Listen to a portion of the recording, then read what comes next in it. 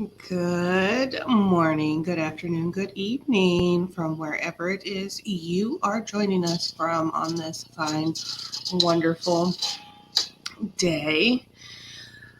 Oh, so everybody just bear with me on this one because I normally stream in the evening time, but it is afternoon here and it is very sunny in this room normally, and I've had to make some adjustments, and there's glares, and there's lots of light coming in. So I have tried my best to accommodate for that.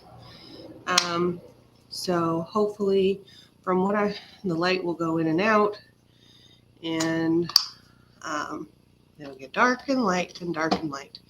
See, like right now, to me, it looks perfect. And then it gets real bright. So, anyway, welcome to Rush to Judgment with Jessica, and I'm Jessica. Um, Today, we're going to do something a little bit different. I did not follow this trial on here. Excuse me. I followed this trial. Um, well, first of all, I guess I should tell you which trial. So, the Darrell Brooks trial. Um, The Darrell Brooks trial was a trial in Wisconsin that he was charged with um, running through a Christmas parade in his red SUV, and eventually he was found guilty of 6 intentional homicides and later sentenced to he was charged with 6 intentional homicides and then about 60 something other reckless endangerment, some enhancers um, for recklessly endangering um, all the other folks that he hit and injured during that incident. Um, he was then later sentenced to 6 life terms in Wisconsin. Um, and then he was also charged with 17 and a half years for each of those 60 something counts of reckless endangerment. Um, so he was sentenced to a super duper long time, and he, in this, uh, he he made a mockery of the whole system. He he first came out with this whole I'm gonna represent myself. Um, I don't know like the whole bunch of ins and outs of the sovereign citizen, but ultimately it is he doesn't have to abide by the laws of everybody else. Like they don't apply to him, I guess. Um, but anyway, he wanted to represent himself, so he ultimately fired he fired his counsel and decided I'm going to represent myself pro per in his case, but it's pro se, pro per, pro se, same thing. You see a lot of people that are not sovereign citizen type that just want to represent themselves and they're pro se. He kept saying pro per. It's a solid citizen thing from what I'm told or what I've gathered from all the other things that I've listened to. So anyway, – okay, and I also just want to put it out there. I am not any type of legal expert. I do not have any um, legal training, legal expertise in anything. I am just a regular Joe in the world that um, that has the same maybe observations or questions that anybody else might have. And I just wanted to get on here and share some thoughts and opinions on some things. However, I wanted to touch base on this particular incident or these particular things because they did bring up some issues in, uh, Darrell Brooks and his family brought up some issues in their impact statements, I guess. Oh my God. Okay, see, this is what I'm talking about. That's the animals. They they are knocking things over. So, Jesus. So,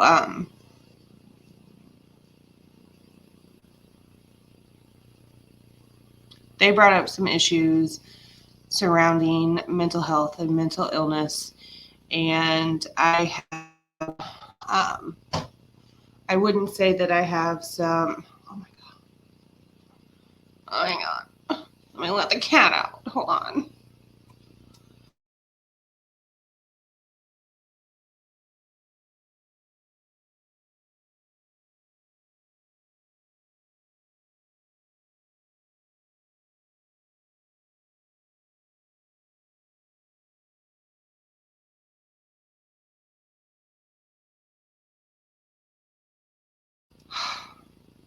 Okay, so I do work in the mental health field. I do have some um, experience with working with people with mental health issues. Um, I do not do statistics as far as that stuff goes. Um, Personally, I find statistics to be wrong in a lot of sense, um, or just not right. I don't like statistics. I don't like the way things run in those fields. Um, I just I have thoughts. I have thoughts on a lot of the things.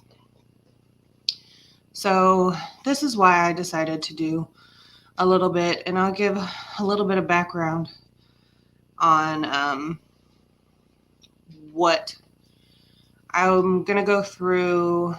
Um, we won't watch everything and all of the things, um, but I'm gonna go through like his mom's statement, his grandma's statement, some of his, and then go through what Judge Doro said about the did go through prior to his trial. And those will indicate like what actual mental health professionals found for him versus what mom and grandma said. Now, that's not to say, back when Darrell Brooks was a child or younger, he didn't have previous diagnoses, but, you know, at this time, in the prison system or prior to trial, these were the findings. And I think he was evaluated multiple times because he did try to get a insanity plea or something of that nature and said he didn't qualify. And since he did go on to represent himself, he was found to be completely competent to do that. So you can't be insane and defend yourself. The court wouldn't let you do that. So um, that was out the window. So we will get into, um, but yeah, I just wanted to put that out there. I'm not an expert in any of this. These are just my thoughts and how I feel about the situation. People using mental health as a crutch or a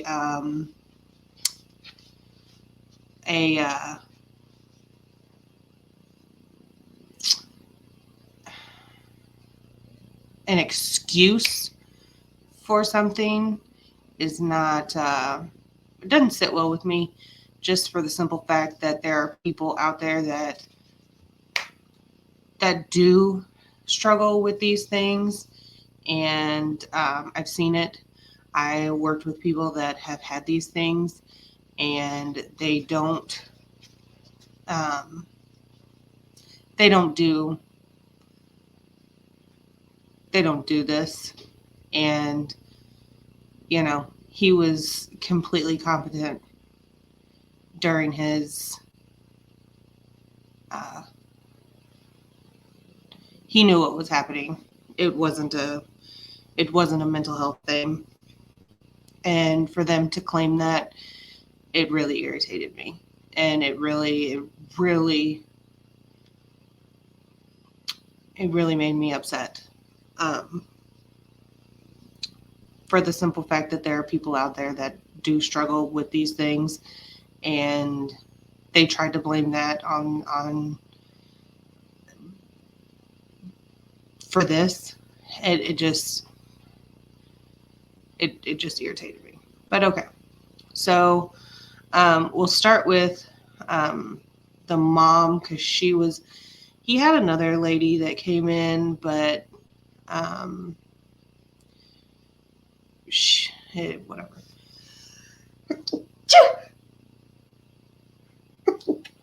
Excuse me. Okay, this is his mother. Get it pulled up here.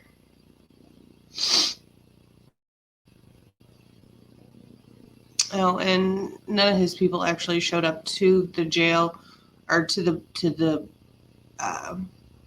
whatchamacallit, which I don't blame them, because you know it would have been a hard thing to show up in support of him, just for the simple fact that you know people don't like him, and for that I do feel bad, as far as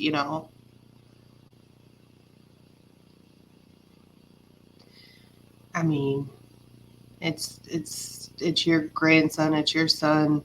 You didn't do that, but and at some point, parents are responsible for your kids, but at some point, your kids grow up and they make their own decisions. And Darrell's well into his adult years, where, at one point, do you stop holding the parents responsible for the things that their kids do?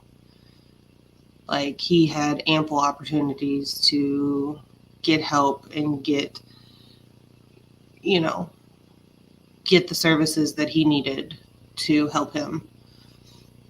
And I mean, but mom, you can tell just when you watch hers that she enabled him, and that's when they start continuing to blame, is because when you continue to enable, you are still the problem. You're still part of the problem.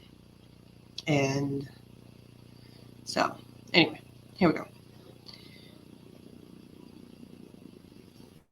Is this your? So I can see Don Woods on the Zoom. Miss Woods, can you hear me? Yes, ma'am, I can hear you. Oh, he's going to take the mask Thank you. I know off. you have your camera on. You're unmuted. There are two other individuals on the Zoom. They currently have their cameras off. I believe they're both muted. I would just simply ask that we take one person in turn. You are on the Zoom. It is viewable in the courtroom. I want to acknowledge, ma'am, I did receive what I believe is a written statement that you faxed to the court. Yes, ma'am.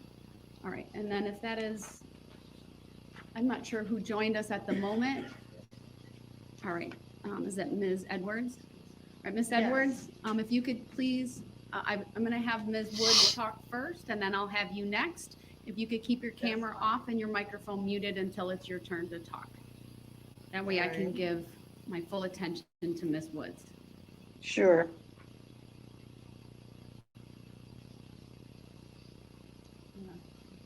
There we go. Very good. Thank you. All right. So once again, Ms. Woods, I believe you sent in a fax yesterday. Is that right? No, I believe it was this morning. Oh, this morning. All right. I have Yes, that, ma'am. and I've read it. Go ahead. What would you like to tell the court? And thank you for being with us today. Yes, thank you. Good afternoon.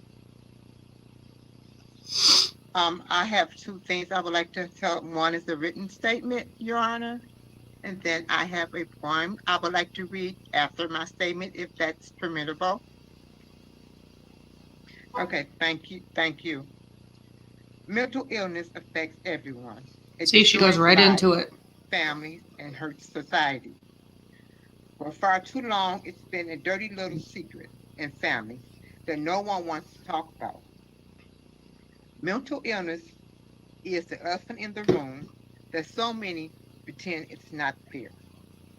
People who suffer from it are often shunned by families and friends,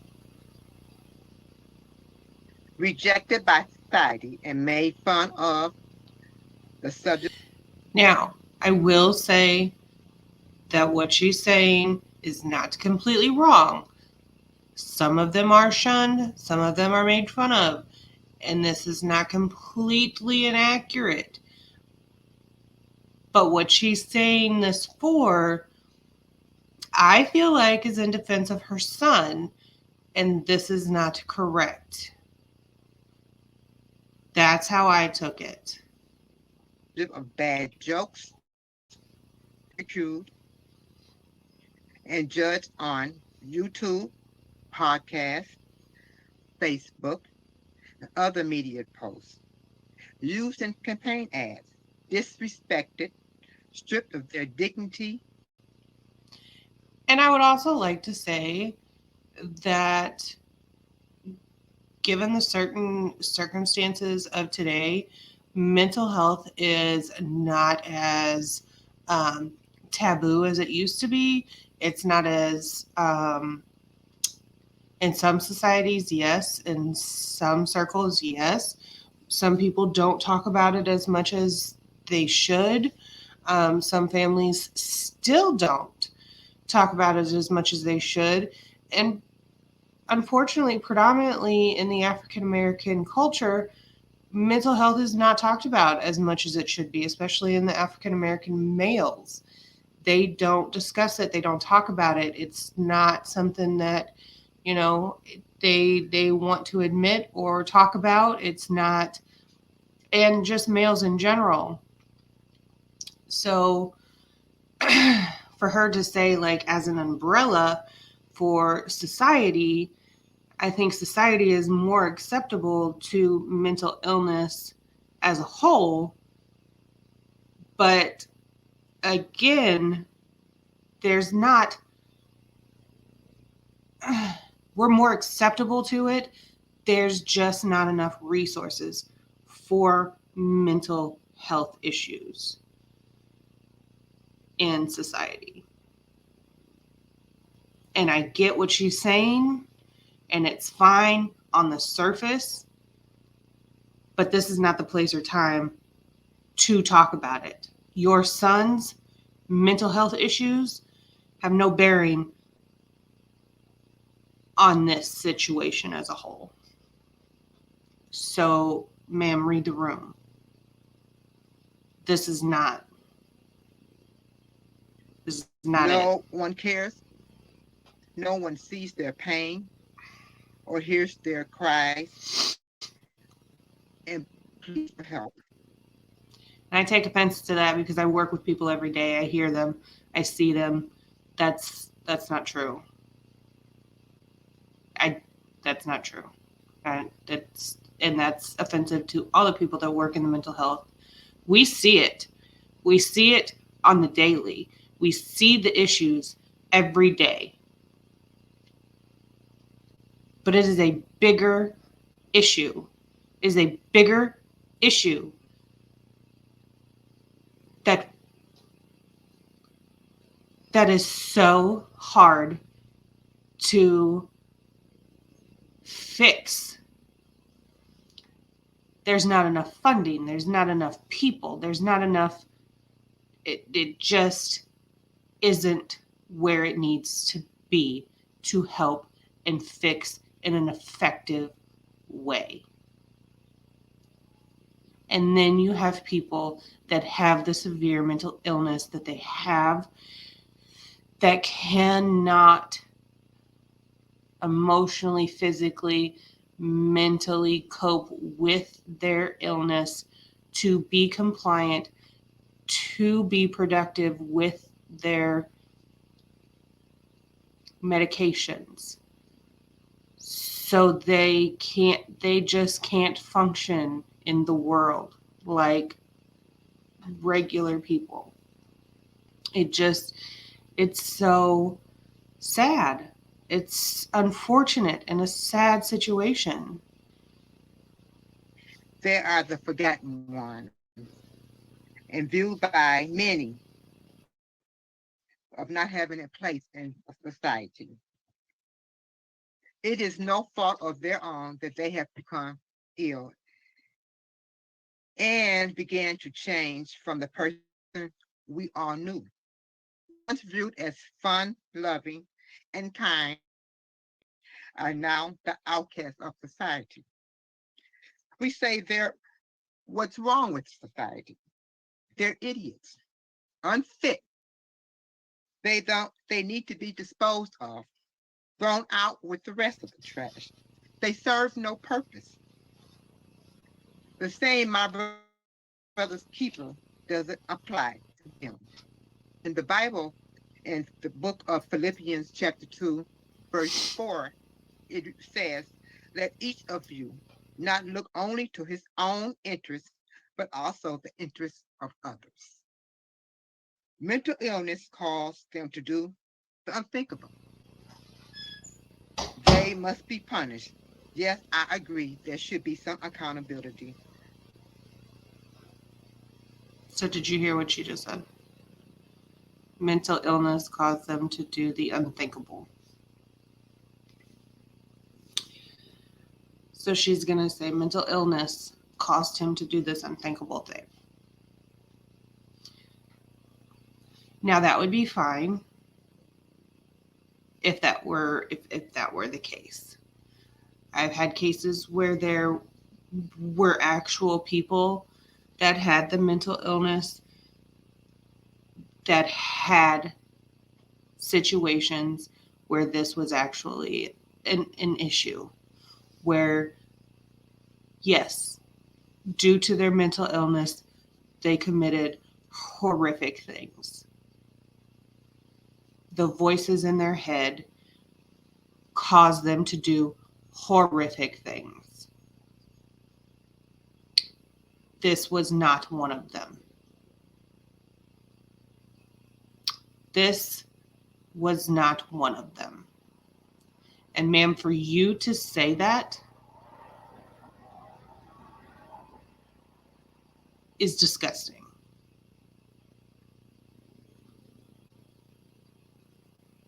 To their for their actions. But we also must render help. What good is punishment without correction to prevent the act from happening again? Put In him in their prison. cases, He won't do it again. or many of their cases, treatment, therapy, medication, hospitals, and institutions that specialize in helping those who suffer with mental illness. He's been in institutions. Every time he's arrested or put in someplace, he has access to medication. He's been medicated in the past. He's done all of these things. He's not compliant. He does not take accountability for his mental health. This man, Darrell Brooks, he does not take accountability for his actions. But now that he's in shit, wants to blame mental health, wants to blame the system because they didn't help him. Bullshit. Bullshit. Need to be offered. And I believe these places can help those who suffer You can basic help. become mentally well. You can get the I basic believe help. lawmakers and society as a whole need to recognize mental illness. Mental illness cannot be eradicated with prison bars. Mental illness is going to always be there. It's invasive. With treatment and therapy, medication, and hospitals and institutions that specialize in the treatment of mental illness, it can be controlled. What else can we do as a society So you're saying lock them up. to help those That's who what you're suffer from saying. mental illness? How about showing a little compassion, empathy, and some understanding? Man, there are people Families need everywhere. to advocate for those who cannot speak for themselves or who struggle to understand what's happening to them. Where's your advocacy, Lawmakers ma'am? should support by providing resources to individuals so they can get the help they need. Now, I've been dealing with mental illness for over 30 some odd years. And here's my take on it. And I think I have a little insight on it. From the surface, I believe that treatments need Shit. to be offered. I believe that if treatment, Y'all, I'm watching it. Y'all ain't watching it. Maybe you can hear it. But if not, we'll start it over. Shit.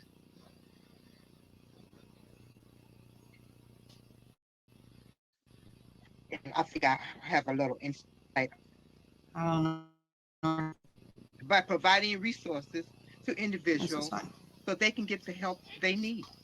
Didn't miss anything. Now, I've been dealing with mental illness for over 30 some odd years. And here's my take on it.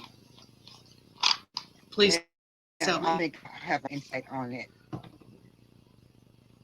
From the surface, and Did you say treatment from the needs to be offered. surfacism?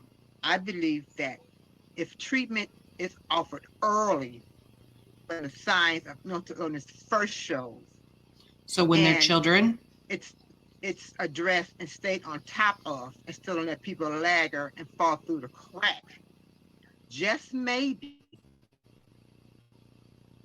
there would be less court cases and less people crying because their loved ones was hurt or was injured or killed because someone of mental illness attacked them. Maybe that needs to be done. Treatment needs to be done. So what she's doing here is blaming other people. You know why she's blaming other people? It's because her son did not follow through on his end. Maybe because she didn't follow through on her end. Okay. As a person that is out there every day trying to get people to, do the things that they're supposed to do, people with the mental health issues, trying to get them to comply with or to seek treatment. They don't always want to do that. Okay? Grown adults, you can't force them to do that. Newsflash. I can't force you to do something you don't want to do. And by the time you get to me, you're an adult. Unless you have a guardian, I can't make you do anything. And even with a guardian, they can't make you do anything for real unless they lock you up into a facility for treatment. And those are extreme circumstances. And most likely, you're not going to get those extreme circumstances until you've done something extreme. Now, in this situation, in Darrell's situation, he had some shit going on. He had some previous acts. He had some things where he should have been locked up. He was a menace to society. He was a problem. Did he fall through the cracks? He fell through the cracks of the justice system, of the criminal justice system. He fell through the cracks of a lot of systems. The mental health system, probably not the biggest one.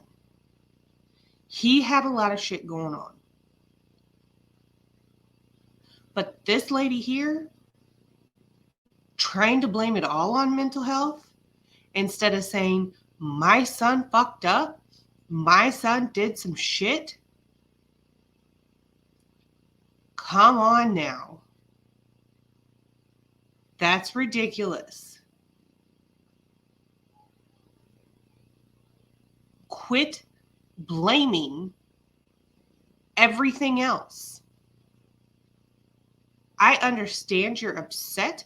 I understand that you think he should have got more help, but think about the fact that he most likely was offered the help. And most likely, you knowing who your son was, didn't take the help, didn't take that offer. So now we're here. So now we do this. Oh, Lord. On early and right away and stayed up on and not let people fall through the crack holes and not be shunned out the door. It's the same. You don't have a mental illness. You're just a bad person that needs to be locked up. Jail is not Nobody the says only that. answer. Well, in this Help, case, it is. treatment, hospitalization, and medication. It plays a big role in preventing this where we are today if it would have been offered sooner. And a lot of Now, times, I have a they poem that don't I want have to send them to adopted, prison or not just jail for my son Darrell, but for all the people because of who the mental health, because they know suffer they have from mental mental health illness, and I issues. let them see my They themes of want to get them inspiration, help and before I just sending them hope away, Darrell will throwing find strength in this poem. I sent it to him, real mental health and it's a issues. poem that was written by the late great Maya Trust me, Angelou. I don't know if you're because the familiar jail with her system doesn't want to writings, deal but with she them was either a brilliant because poet. they don't have the resources to do And it. she wrote this poem back in 1969 for a totally different reason. It was during the racial injustice era, but I believe it Of applies course it to was. those who suffer from mental illness as well. It's called Caged Bird. A free bird leaps on the back of the wind and floats downstream till the current ends and dips his wing in the orange sun rays and dares to touch the sky. But a caged bird that stalks down a narrow cage can seldom see through his bars of rage. His wings and his feet are tied, and he opens his throat to sing. The caged bird sings with fearful thrill of things unknown but longed for still, and his tune is heard on the distant hill, for the caged bird sings of freedom. The free bird thinks of another breeze, and the trade winds that when soft winds with soft signs through the trees, and the fat worms waiting on the dawn's bright lawn. This man didn't cry not one time, not one single time, not one time during the victim impact statements. Not one single fucking time. He rolled his eyes. He mocked them. He laughed. And now he will cry? That is that is ridiculous. That is that that irritates the hell out of me. Like I have no words. He's a piece of shit. There are no other words. I'm sure there are, but I don't. And he names the sky his own. But a caged bird stands on the grave of dreams. His shadow shouts on the nightmare scream. Their wings are clipped. Their feet are tied. They open their mouths to sing. The caged bird sings of fearful thrills, of things unknown, but long for still. And its tone is heard on a distant hill. The caged bird sings of freedom. Everyone who suffers from mental illness is caged. They want is to be free of their illness and become mentally well. I believe as society we have an obligation to help those become mentally well with treatment, medication, hospitalization, or sent to an institution where they can get the intense help. And if they have to stay for the rest of their lives away from society, at least they are getting the help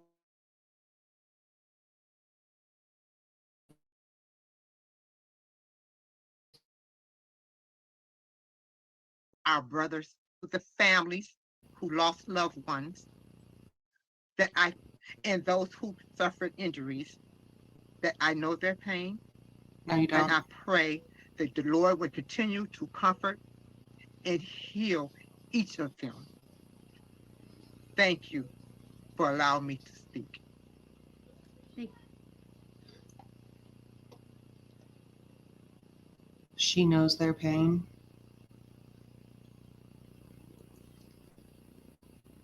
Does does she? About mental health and mental illness and all of that. For what? This wasn't a campaign. This wasn't a. This was to and your thoughts on your son. Perhaps maybe humanize him. Him, not your thoughts on mental health. Not be a platform for mental health issues. Talk about your kid. Talk about his childhood. Maybe do that. Don't be an advocate for mental health because you're not a good one. You're not a good one. Well, and let's just let's just wait and see because grandma does the exact same freaking thing. And it's great. It's great because grandma does the same friggin' thing. if you want to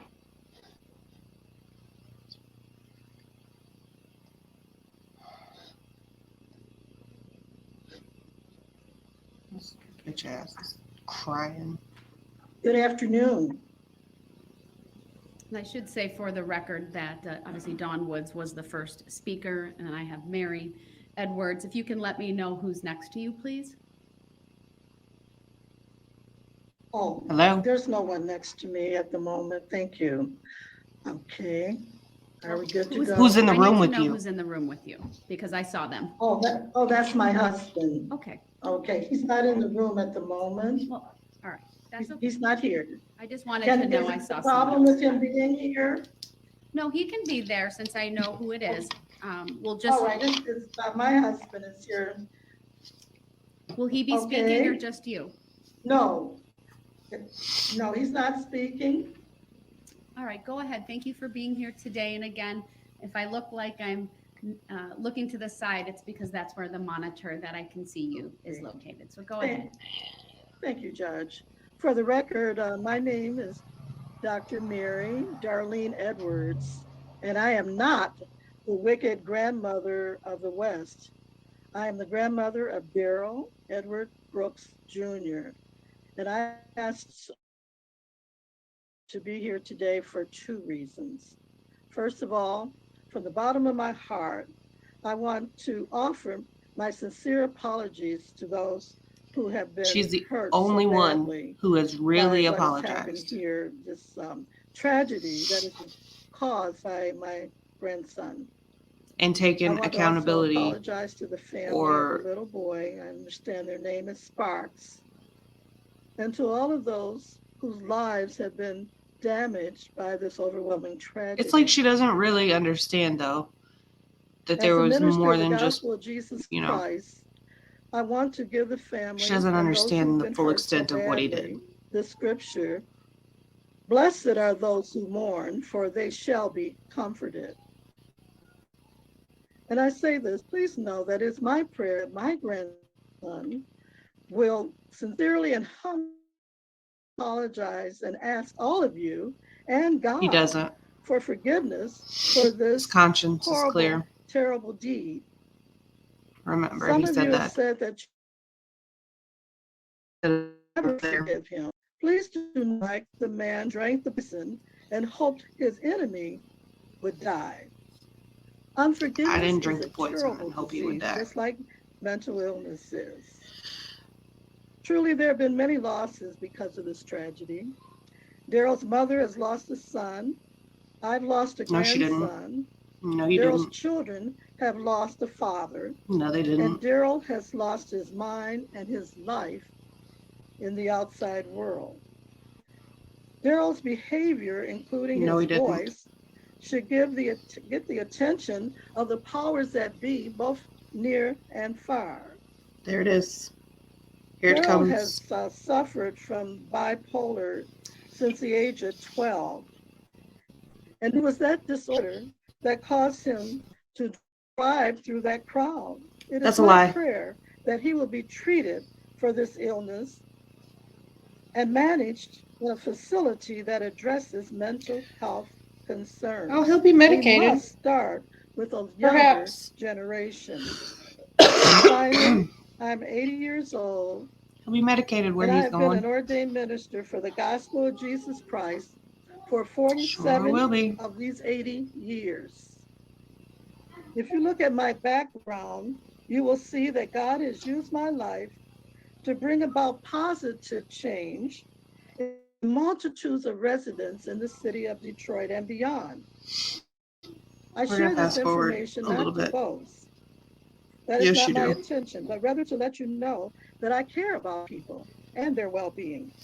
I've spent more than half of my life helping what the Bible calls the least of these, See, and I AKA bet you he had society's little rejects. interaction Since with this her. tragedy, I have become a mental health coach. This will help me better Just understand since this this horrible disease, tragedy. which has Tragedy. plagued my family for generations. But he's suffered it from it Presently, since he there's a was church in 12. But Detroit just that is recently planning to establish a mental has she health become clinic on the east side of an Detroit. advocate. Without hesitation, I will support this effort and do everything I can to help those That's how you struggling know it with wasn't mental real. That's how you illness. know you guys haven't been Before I dealing with the mental close, health I just issue. want to share with you some facts with regard to mental illness. And I got this from the government's mental health website. No. There's a myth that said mental health problems don't affect me. Many people First of all, when you start throwing statistics at people, they stop listening. Most of the time. This is where I checked out. I don't listen to statistics because, first of all, I know how statistics come about. They are founded on inaccurate information. They're founded on, a lot of the times, they're founded on inaccurate information and they are not correct. And you cannot rely on statistics. You just can't. You just can't. They don't accurately reflect society as a whole. They just don't. It's impossible to do that because it just doesn't. Mental health affects so many people and it goes unreported just in so many ways. And it's a hard thing to report and calculate and all of these things. And for people to sit back and just do statistics on it, I don't know. I don't do statistics. I don't like statistics. I don't remember numbers. And if you're going to hit me with statistics, I don't fight like that. I I fight with what I experience every day and the pushback and the fight that I have to deal with every day in the job that I do and what I've had to deal with for the past however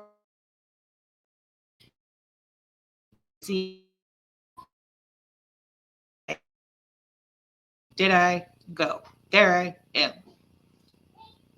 I just you're not going to fight me with statistics. You're going to fight me with what I see every single day.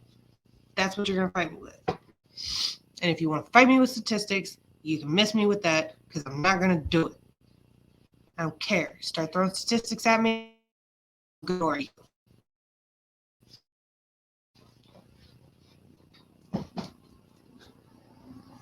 People don't feel like it affects them. That's a myth. It affects everyone. It's a common problem. In 2020, and listen to this, 1 in 5 American adults experience a mental health issue. 1 in 6 young people experience depression episode. 1 in 20 Americans lived with a serious mental illness, such as schizophrenia, bipolar disease, or major depression. Suicide is a leading cause of death in the United States. In fact, it was the second leading cause of death in 2024. It accounted for the loss of more than 45,979 Americans in 2020. That's nearly double the number of lives lost to homicide. As a result of this great tragedy, I'm dedicated to living the next chapter of my life with a mental health awareness campaign. I have faith to believe that God will hear the voices of all of those impacted by this horrible disease, as well as the cries of the mentally ill. I thank you for this opportunity to share with you from the bottom of my heart, and my prayers will continue on for those who have been affected. God bless you all. Thank you, Ms. Edwards. Yeah. Well, I think I said all of the things that I could say with her because she ended on statistics.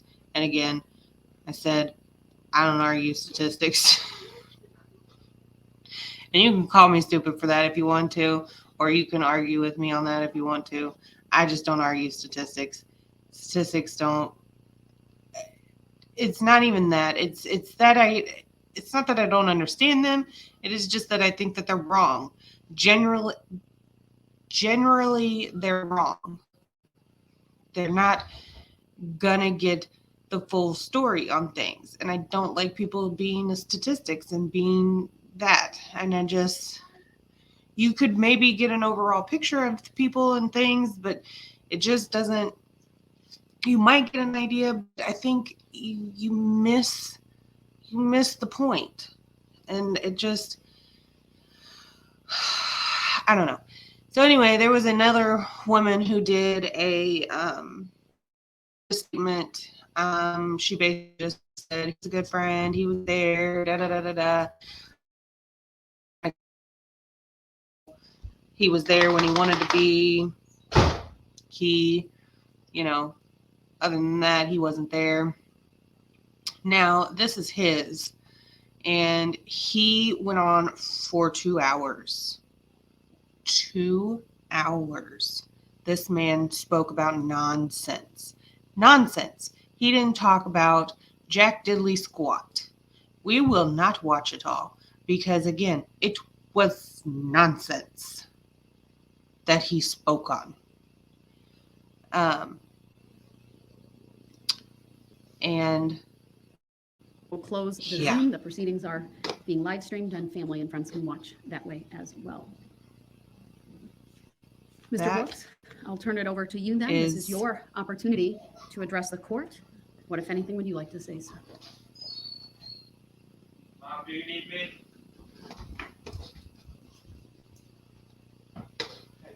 well, why don't I do it this way?